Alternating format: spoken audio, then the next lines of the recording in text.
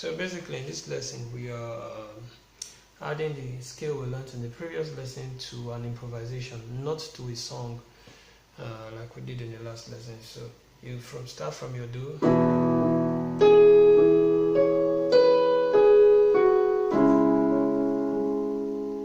you go to your third chord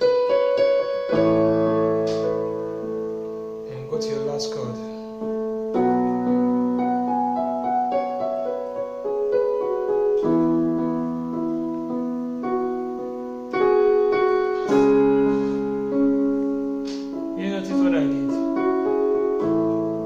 The scale over just now.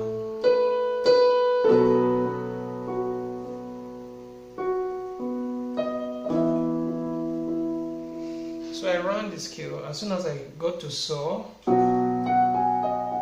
So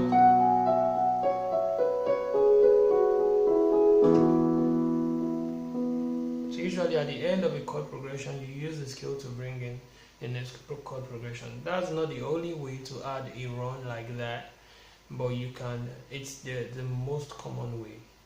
In subsequent lessons I'll teach other ways to add a run like that in between chords, but for now just know that you can add it at the end of chord progressions, like do, la, fa, so. Immediately you press your so, you run your chord back to do, basically like that. Just know that for now and start applying it. It is the use of all these ideas that makes it a part of you. So just don't know it like that. Keep using it whenever you play. See you soon.